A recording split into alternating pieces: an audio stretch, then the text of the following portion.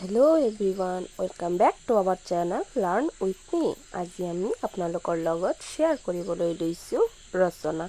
আজি আমি দুটা ৰচনা শ্বেয়াৰ কৰিম আপোনালোকৰ লগত। এটা হ'ল অসমৰ বানপানী আৰু এটা হ'ল মহাত্মা গান্ধী।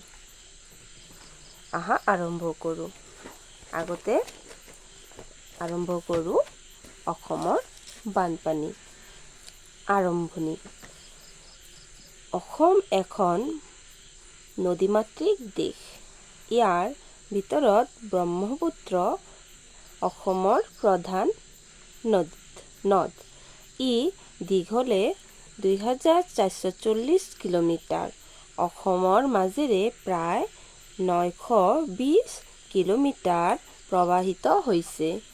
সেইকাৰণে ব্ৰহ্মপুত্ৰৰ গতিপথ এতিয়াও নিয়ন্ত্ৰিত হোৱা নাই আৰু সেইবাবেই গৰাখহনীয়া প্ৰবল হয়।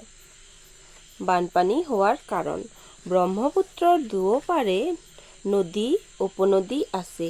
অসমৰ চাৰিওফালে থকা ওখ চাপৰৰ পৰ্বত পাহাৰৰ পৰা ওলাই অহা উপনদীবোৰ ব্ৰহ্মপুত্ৰত পৰিছে। বাৰিষা কালত উপনদীবোৰ পানীৰে উপচি পৰি উপনদীবোৰৰ মথাউৰি ভাঙি পানী ওলাই আহি বানপানীৰ সৃষ্টি কৰে। বানপানীৰ ফলত হোৱা ক্ষতি। বানপানীৰ ফলত ৰাস্তা-ঘাট, ঘৰ-দুৱাৰ, খেতি-বাতি ধ্বংস কৰাৰ উপৰিও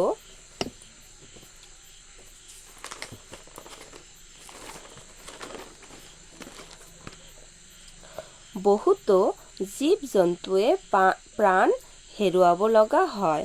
প্ৰতি বছৰে বানপানী হোৱাৰ ফলত খেতিয়কসকলৰ খেতি-বাতিৰ শস্য নষ্ট হয়। সামৰণি। বানপানী হৈছে অসমৰ এক জটিল আৰু ভয়াৱহ সমস্যা। এই সমস্যাটো স্থায়ীভাৱে সমাধান নহ'লে ভৱিষ্যতে অসমৰ অৰ্থনৈতিক আৰু সামাজিক উন্নয়ন স্থবিৰ হৈ পৰিব। সেয়েহে এই জটিল সমস্যাৰ এটা স্থায়ী সমাধানৰ বাবে চৰকাৰে এটা ব্যৱস্থা গ্ৰহণ কৰা উচিত। সমাপ্ত। এইটো হৈছে অসমৰ বানপানী। এতিয়া আৰম্ভ কৰিম মহাত্মা গান্ধী। আহা আৰম্ভ কৰোঁ। মহাত্মা গান্ধী। জন্ম। মহাত্মা গান্ধীৰ সম্পূৰ্ণ নাম মোহনদাস কৰমচান্দ গান্ধী। তেওঁৰ 1869 চনত 2 অক্টোবৰ তাৰিখে গুজৰাটৰ পোৰবন্দৰত জন্ম হয়। তেওঁৰ দেউতাকৰ নাম কৰমচান্দ গান্ধী আৰু মাকৰ নাম পুতলীবাই। শিক্ষা। মহাত্মা গান্ধীয়ে প্ৰাথমিক আৰু হাইস্কুলীয়া শিক্ষা পোৰবন্দৰতে গ্ৰহণ কৰিছিল। 1899 খ্ৰীষ্টাব্দত বিলাতত বেৰিষ্টাৰী পাছ কৰি ভাৰতলৈ ঘূৰি আহে আৰু ওকালতি আৰম্ভ কৰে। 1915 চনত আফ্ৰিকাৰ পৰা ঘূৰি আহি বিভিন্ন আন্দোলনৰ বৰঙণি আগবঢ়ায়। ভাৰতবাসীয়ে তেওঁক বাপুজী আৰু বিশ্বকবি ৰবীন্দ্ৰনাথ ঠাকুৰে তেখেতক মহাত্মা উপাধি দিছিল। মূল মন্ত্ৰ: সত্য, অহিংসা আৰু অস্পৃশ্যতা বৰ্জন তেখেতৰ জীৱনৰ মূলমন্ত্ৰ আছিল।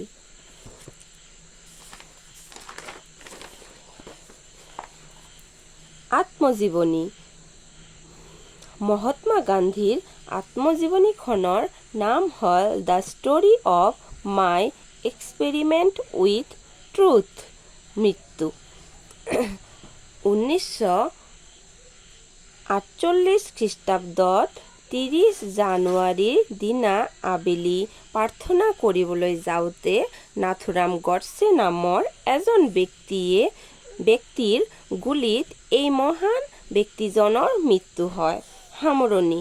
মহাত্মা গান্ধীৰ মৃত্যুৰ পিছতো তেখেতৰ জীৱন আদৰ্শ আজিও প্ৰতিজন ভাৰতীয় লোকৰ মনত জিলিকি আছে।